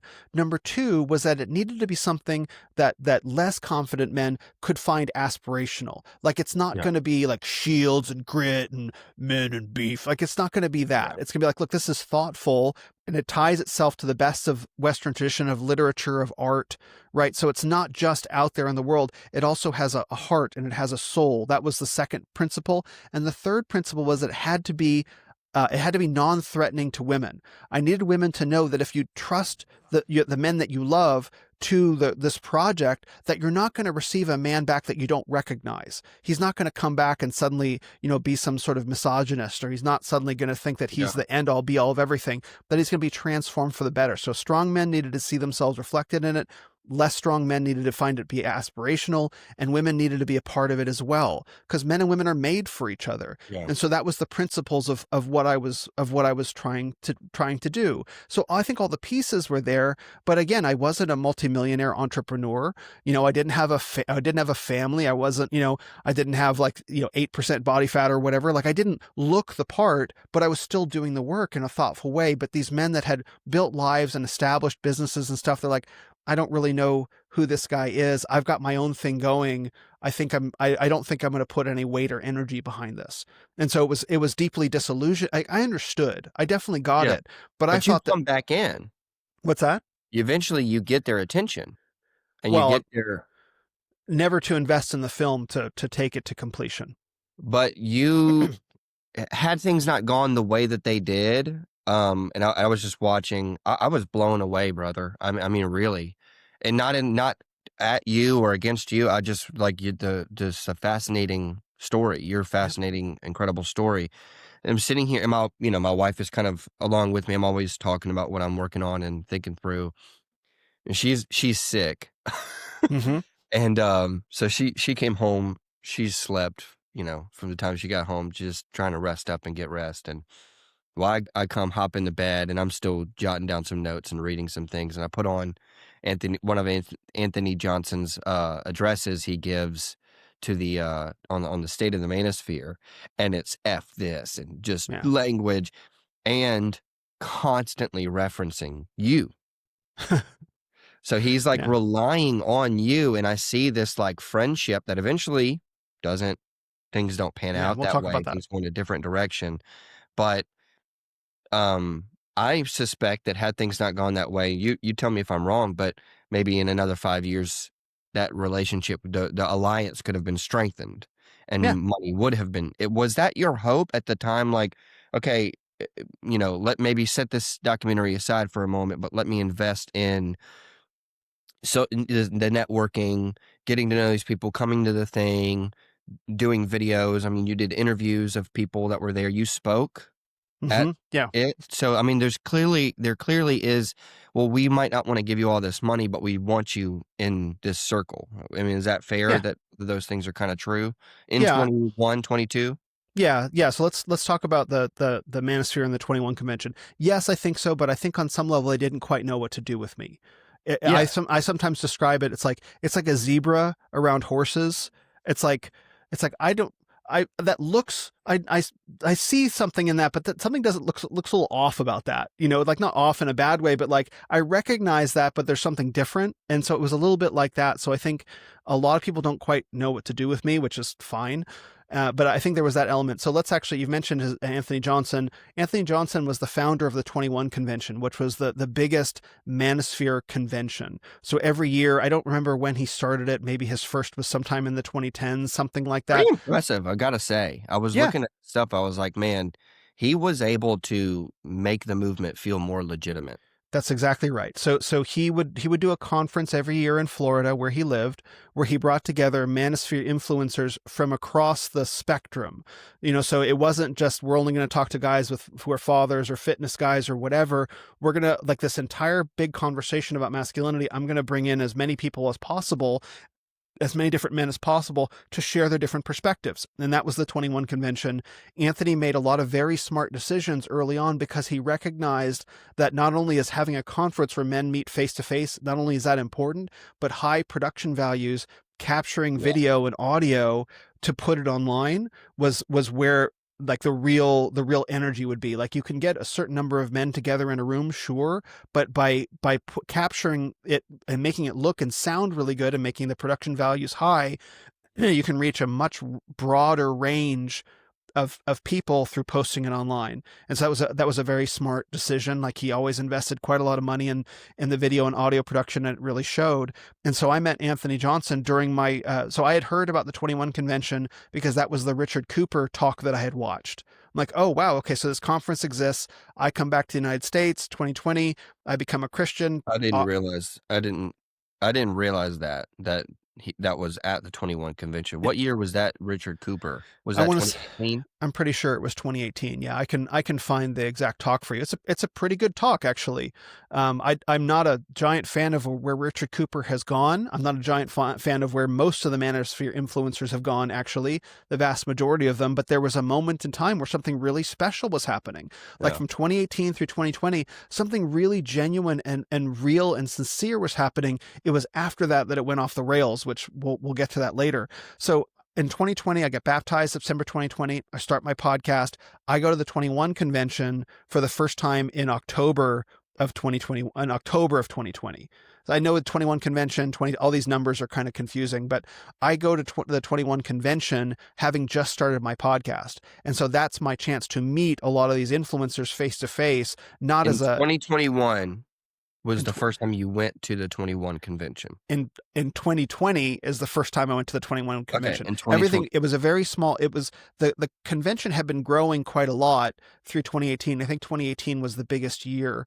There was a lot of drama in 2018 and in 2019, which probably will come up later. And then 2020, it's during COVID. So the convention was quite small, but I was committed to attend, and I went and I met a lot of these folks. And then coming out of that was when I started putting together starting to put together the documentary. And so that was when Anthony Johnson and I met, and I met him again when I was on the cross country road trip. I interviewed him at his home, and he interviewed me on his show. And he and I think there were ways in which we had things in common, in that we were able to look across the spectrum of different influencers in the Manosphere particularly, and be like, we can put something together here that shows the broad spectrum of masculinity. And that's what he was so big about, mobilizing and bringing people together, which is what you wanted to do as well with your documentary. Even go so far as, and I think this was true for him as well, he didn't want to exclude women, although he did. I mean, there was a 22 convention for women. There was a women's convention in the year 2020 and 2021. There was a small women's convention also. Yeah. So they had a place, but it was a particular place. So anyway, so I met him and we became friends because I think we had a similar vision in some ways, that he could see we need to bring all these men together for common purpose.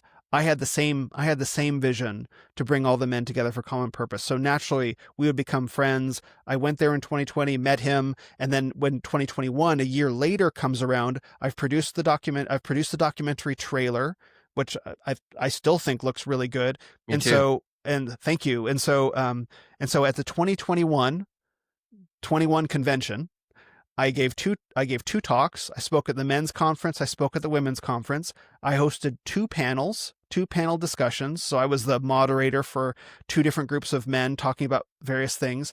And I did 20 or more more than 20 interviews for the show, 21 Studios show. So it's like someone goes and they give their talk about whatever, and then I would interview them on as a separate interview about their talk. And so there were 20 videos. So from 2020 I show up, I'm a nobody, right? And then in 2021 I'm everywhere, right? And at this point I'd started a platform. I had men who trusted me, and I brought like 10 or 12 guys bought tickets to come to the convention, and I was the top ticket seller in the year 2021.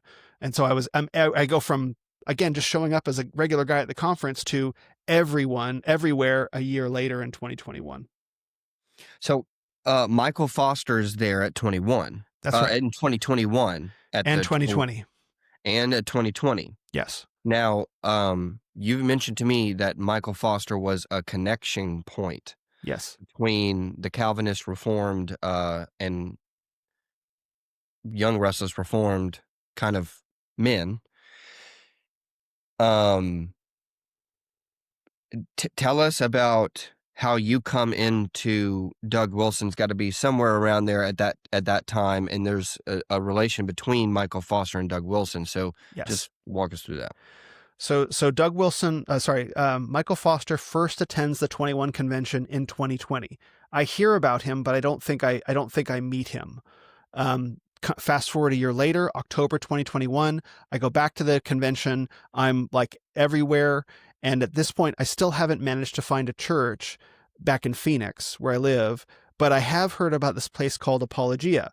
I don't know how I heard about them, but I heard that Apologia was doing an anti-abortion protest at the state capitol during the COVID lockdown. So I'm like, any church that's going to do an anti-abortion protest at the capitol during lockdowns is probably a pretty good church. I couldn't find any information about them, so I thought maybe they were shut down or something like that. I meet Michael Foster in October 2021. I tell him, like, oh, I live in Phoenix. I've heard about this place Apologia, but they're, I don't know, are they shut down? And Michael Foster tells me, no, I think they're still going. And so he directs me and my buddy Sean at the time on where to find the church. And so we come back to Phoenix, and I started attending Apologia, which will show up later. Okay. So Michael Foster is speaking at the 2021 convention in 2021. He gave a talk, and on Sunday morning, I believe he did a worship service. And so there, kind of preaching the gospel. And at this point, he had written a book called It's Good to Be a Man, which was published on Canon Press. It's one of their best-selling titles, even to this day. In fact, it's a great book, very much about men being men of gravitas, which I thought was a really important thing. And so I think I had read his book at the time. So that was when I met Michael Foster. We had very limited interaction there. So I come back to Phoenix after the convention in 2021. We're talking October, November, and I start attending Apologia Church. I start going weekly because for the first time since I've been a Christian for over a year, 14 months at this point, finally I find a church that's open. So I started attending Apologia. I remember I hear Jeff Durbin preach, and I'll never forget him doing the sermon on how the veil was torn. Did you ever get to really get close to Jeff? No, I've met him once or twice and had a couple conversations with him, but I've never. So I hear him preach, and I'm just being very moved, because one of the things I left out of the conversation is I actually grew up Jewish. So I was in a Reformed Jewish household. And so when he gave the sermon, when Jeff Durbin gave the sermon on how the veil was torn, like I was actually in tears. I still have the bulletin from church that day. It's a beautiful sermon. And so I start just listening to Jeff Durbin. He's the only preacher, the only pastor that I really know, but I'm really inspired by him. He's very small c, charismatic, very engaging speaker, really surfaces the word in this clear way that I get it. And so that's a lot of my early nourishment. So I'm listening to Jeff Durbin's sermons, and then this is how Doug Wilson enters the picture. So New Year's Eve, 2020 to 2022. So this is December 31st, 2021.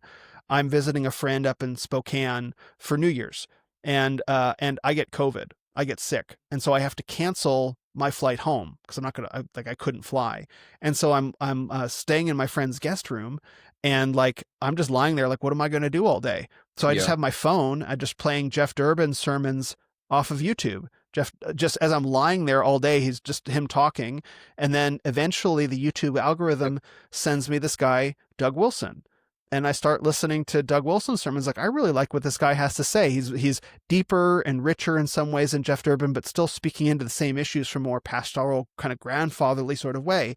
And that's when I discover Doug Wilson. And then I'm like, Doug Wilson's talking about this thing called Canon Press, and I see the logo for Canon Press. I'm like, that looks kind of familiar. Yeah. And so then I go and I look up Michael Foster, It's Good to Be a Man, published by Canon Press. And then lo and behold, I think that there was a meeting between, it was recorded on YouTube. I think at the time, Jeff Durbin, Michael Foster, and Doug Wilson sitting at Bootzer's coffee I've shop in used a Moscow. clip from that before in a video. Yeah. Yeah. Yeah. And so that's how my three worlds kind of come together, like just at the start of 2022. Whoa, Exactly. Yeah. And this is when I start discovering Reformed theology, because I start exploring Canon Press's stuff. And this is also when I'm taking the membership class at Apologia. The membership class is in February of 2022. And so I sit down for the membership class, and they're talking about the doctrines of grace. They're talking about tulip, and they get to limited atonement. And I'm like, that's a tough one. That's because that was completely outside of my field of understanding, coming from the New Age. The idea that like God sovereignly chooses some people, and it's not just everybody. And so that was, of course, very, very challenging. And so I'm like, okay, well, these guys know what they're talking about. I'm not just going to reject that out of hand. Let me see if I can understand it from their perspective. Like I trusted they have a church. I'm not just going to say, I don't like that, you're wrong. So that was how I discovered Vodi Bakum, because it was Vodi Bakum who first explained to me through a YouTube sermon that I wish I could remember which one, about limited atonement. And so that's when that clicked. And then I start learning about this, like doctrines of grace. And then I learned that it's called Reformed theology. Like, oh, wait, this ties to the Protestant Reformation. And so it was during that first half of 2022 that all the lights are coming on, that I've found my way into this thing that I'd never heard of before, Reformed theology, doctrines of grace. And then it was the Canon Press Reformed Basics, which is a series of 20 or so videos that explains Reformed theology in that distinctive Canon Press kind of way, kind of borrowing a little bit from PragerU, that really helped me understand not just teachings on soteriology, but how it shows up in the family and in the home. And I think they get a little bit into politics, but not a whole lot. And so that was my entryway into Reformed theology in the first half of 2022. So one thing I wanted to note, that getting back to the Manosphere, the 21 convention as this great legitimate conferencing effort, coalition of people, you have what Anthony was trying to do is bring these different people together that had their own platforms and had their own followers and things like that. And you have this opportunity for, I'm putting myself in the shoes of like a Michael Foster or a Brian Sauvé or people like that like, I want to come and preach the gospel to these people. And like of course, when you're dealing with, I'm not saying that those guys were grifting, but I'm saying the issue with grifting is that it's like the wolf in sheep's clothing kind of thing. It's like you're doing something that on the face of it looks legitimate, but then there's the question of, why are you doing this? Why are you here? You have this phenomenon. I don't know that I've ever even considered just how complicated this really is. Yeah. You have people that have followers, and they bring their followers to this thing that is designed, it's like a networking experience. Yep, very much so. The conference, in a way that I don't think I've ever seen before, and maybe that's just because of my own ignorance, you have like one of the express reasons that all these people are here is to share subs and followers. Yeah. To platform, which, kind of to our point earlier, the Manosphere had a difficult time doing, because they all had their own kind of like segregated platforms, and now they're coming together, and one of the only ways that they can go together is if they go under the impression that they're going to get a lot more followers from this.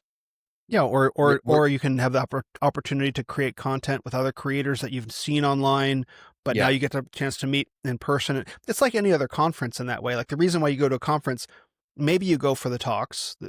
Maybe they're really good, but you're going primarily as an investment And in your yeah. that's new to me, and I'm kind of feeling that more and more that I do the work I do of how Yes. much I am networking. You and I are networking. Yeah, we're friends. I like talking to you, but there's a sense of like, you scratch my back, I scratch yours, and that's just like part of being a creator. That's not Yes. wrong. Yeah.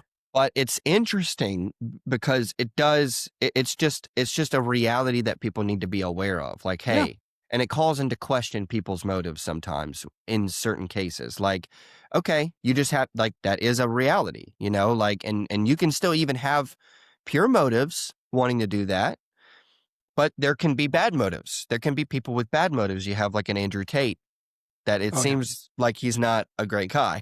Yeah. And Well, he he's, never showed up for these things, but yeah.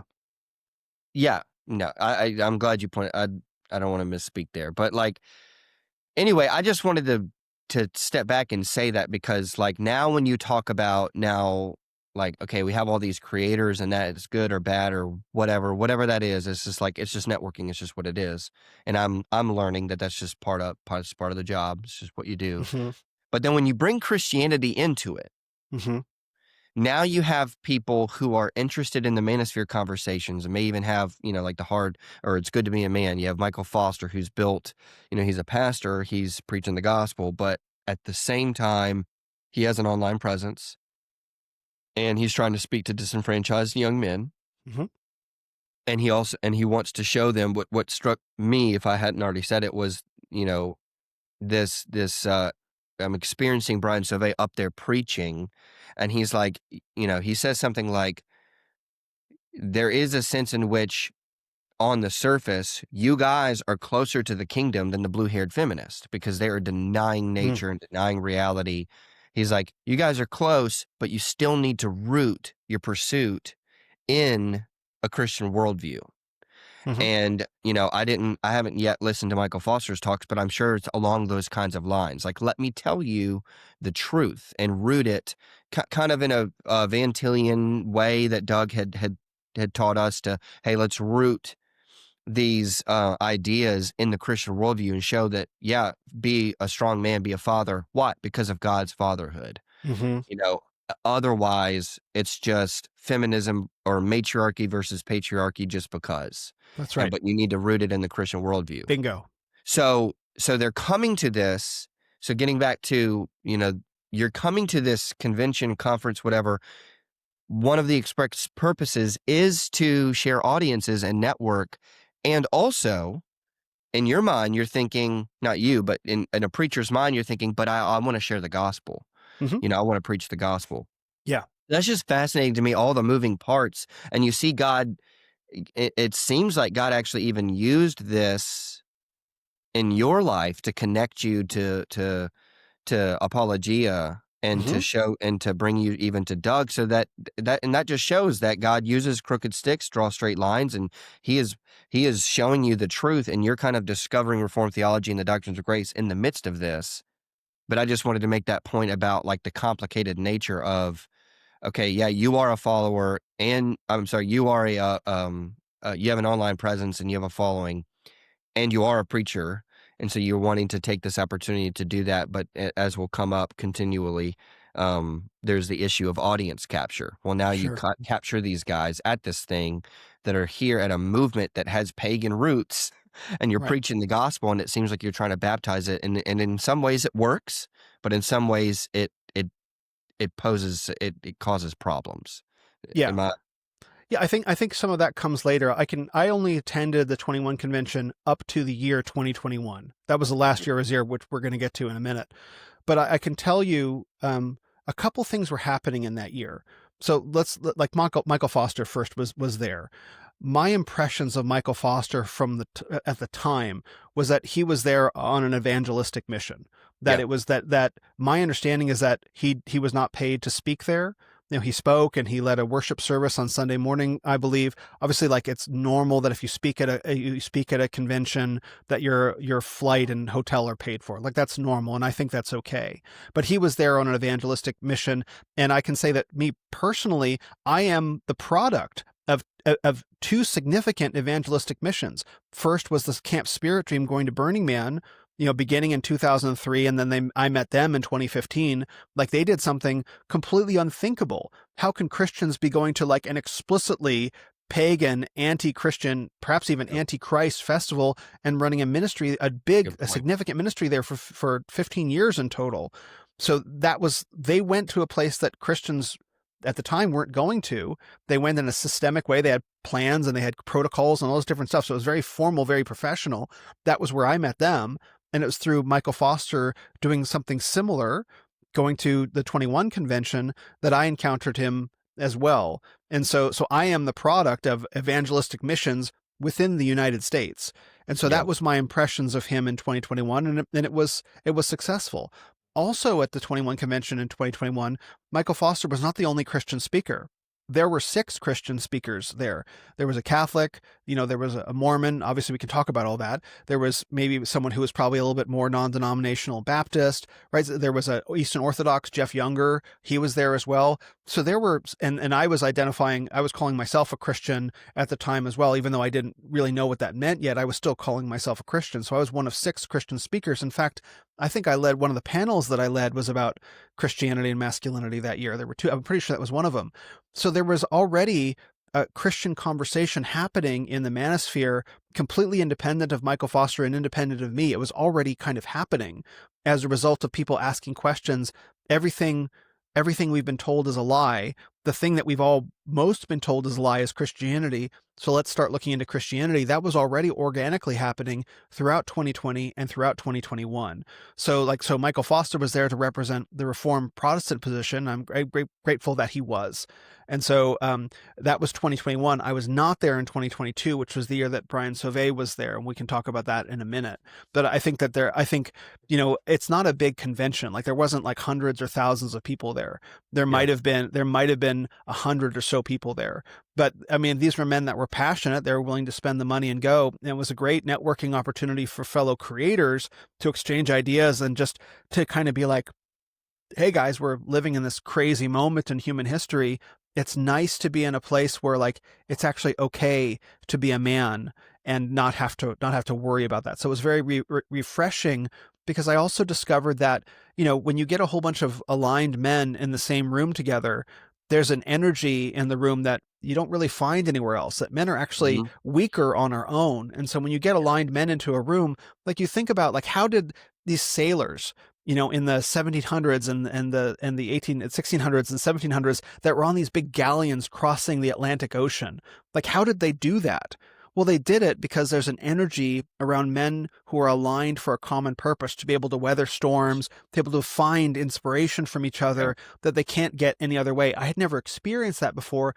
That's a very, very powerful thing, and not to be underestimated. And so I appreciated that aspect of the convention. It's like, hey, times are pretty crazy right now, but I can sit across the table from somebody and recognize, yeah, I'm not taking crazy pills. The world is actually crazy. We have something right. We don't have everything right, but we have something right. And so I think that, not to frame it entirely in terms of professional or economic opportunities, but also I hesitate to call it a spiritual opportunity, but there is a spiritual component of like, what can men accomplish when aligned for common purpose? Most men don't get the opportunity to be high-level professional football players or soldiers. So if you're not one of those two things, or police officers or first responders, even those are kind of solo operators in some ways.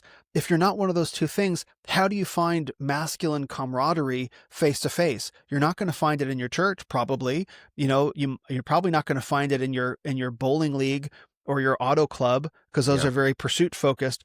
So there was something like, okay, this is something very refreshing about being a man amongst men.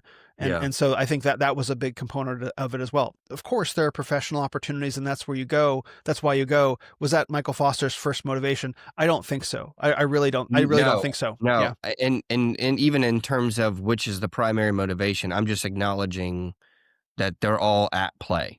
Of course. And I don't think it's bad either. I No, of think course not. that as a professional and you have your career and you're doing your thing, and I think that's fine. Yeah. It is worth noting, and I think probably it seems like the sense of solidarity was the main thing. The sense of solidarity, and then for the preachers, for them to come and to preach the truth. I think that I mean, and we have to take people at their word, like when Yeah. say like, yeah, maybe why did I go into ministry? Well, there was some looking back, there were some good motivations and bad motivations. Were they all bad? I don't know. Sure. We'll Yeah. figure that out, Yeah. but why do you think that Anthony allowed Christians to come and preach at the conference, not being a Christian himself? I honestly don't know. That's what I think he didn't have a choice. I think when you see that there are men who are successful masculinity influencers, a good example is Elliot Hulse. Elliot Hulse is a bodybuilder, strongman, very popular platform. I think he might have over 1 million subscribers on YouTube and a very successful community.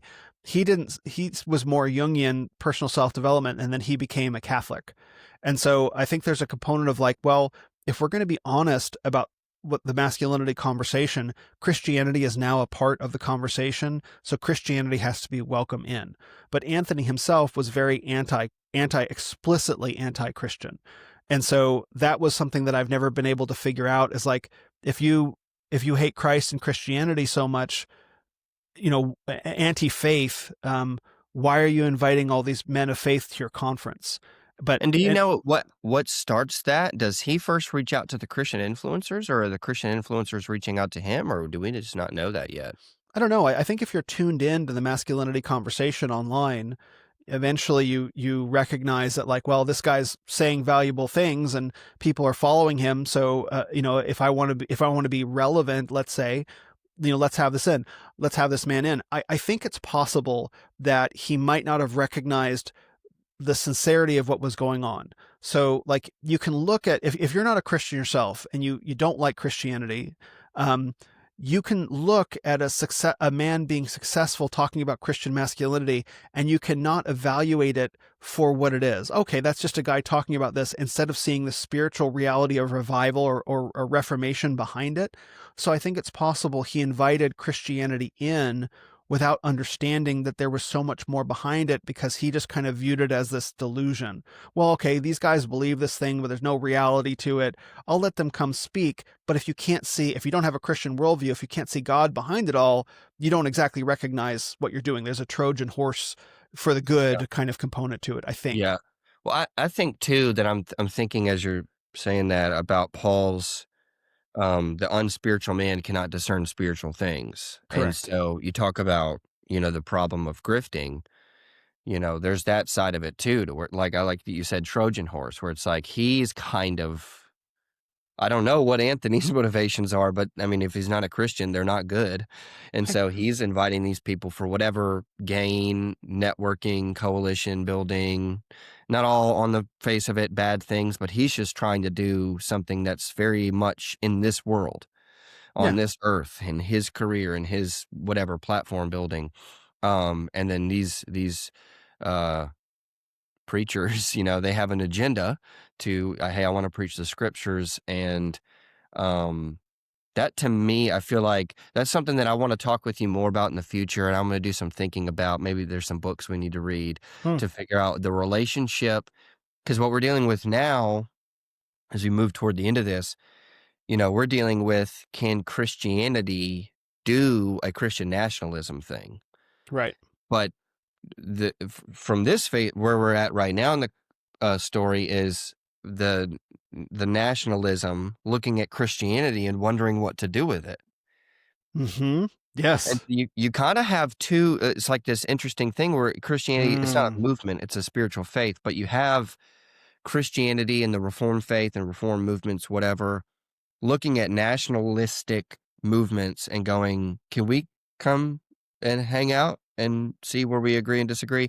And then the nationalists looking, going, can we come? So whatever that is, and I know that this is Nailed it. just one tiny part of the story. This is happening all over the place online, politically, in the last 5 to 10 years. But this is just one place where you can look at okay, now that good or bad or evil or bad motives or whatever all is going on, it happens.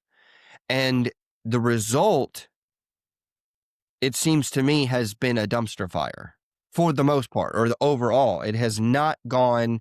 I'm not saying that the Lord hasn't used it. The Lord clearly used this experience to get to you and to bring you into healthier spaces Mm-hmm. and godly spaces. But then at a larger scale, it's like, you know, we're noticing. Van Til talked about the antithesis, Mm-hmm. and you have like two worldviews. Maybe that's another way of putting it. Two worldviews that are antithetical, trying to cooperate for a time. And what we're dealing with right now is like Christianity and the Christian nationalism conversation. In my opinion, I think yours as well, is borrowing too much from the world Mm-hmm. to Yep. do our thing. When at first it seems like this innocent, I'm just going to preach the gospel. But I was telling my wife this morning, it comes with an association problem to Mm-hmm. where, yes, you're here, you're preaching the gospel, but are you with them?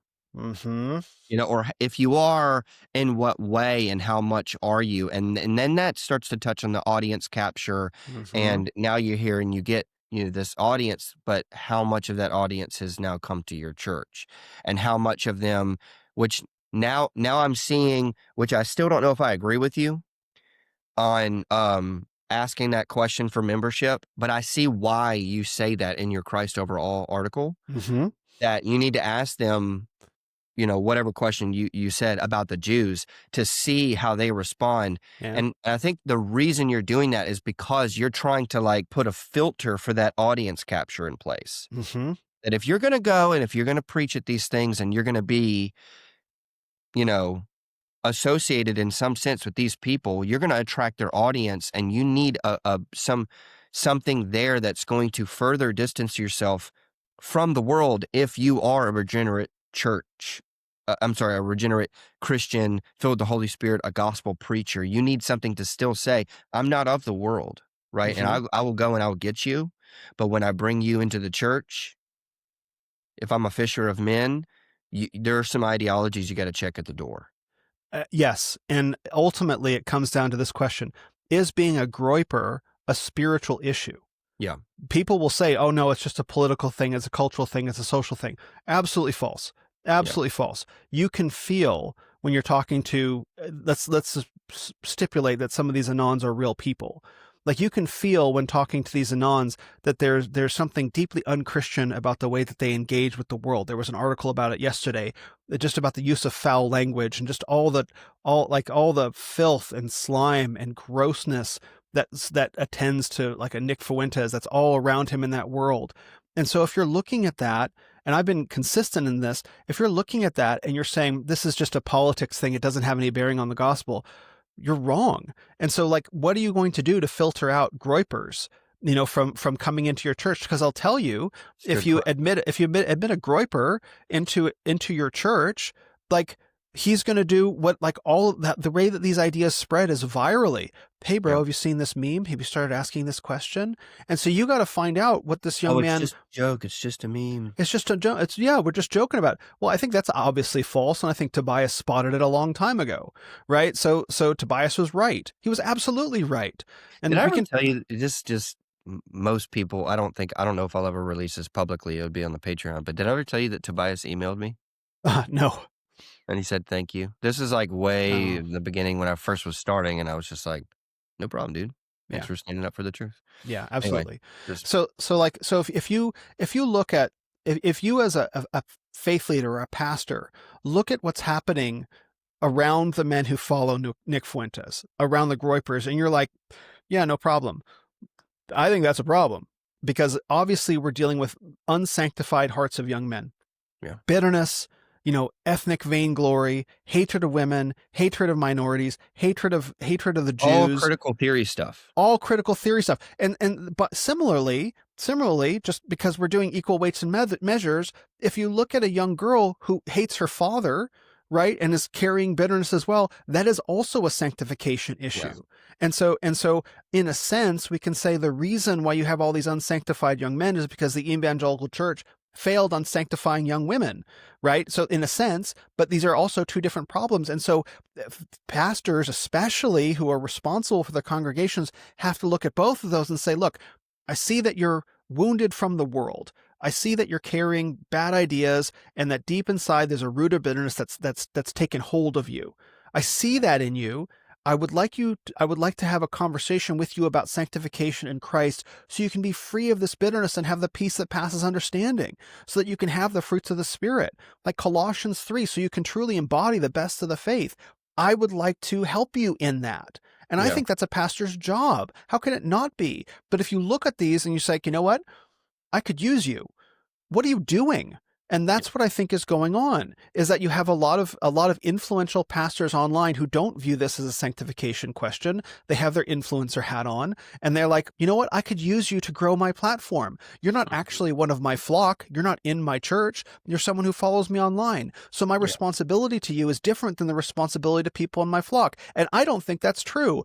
I don't think that's true because if you identify yourself as a pastor, your authority online comes from the title that you have earned as a spiritual leader, and you don't get to take that hat off when you start your podcast. You're always wearing that hat. If you want to take that hat off, then you throw it in the closet, you call yourself an influencer. Just do that. But you can't do both of these. You know, it's like, I've got my pastor hat on when I'm sitting in counseling and when I'm preaching on Sunday, and I take that hat off, and on Monday through Friday, I'm at my influencer hat on. Something big there, because I'm at a point right now where if the Lord calls me back to ministry, I'll go. And I don't know. I can't really speak to that. I will say right now, I like that I'm not in ministry, because now I can just be a crazy bush light Bob doing my psychopath storytelling, and I think the pastor influencer thing is, and it kind of gets to Truman's article about, well, there was Big Eva, but now there's Gig Eva, and I think with that comes people who are pastors and are online, and that's incredible what you just said.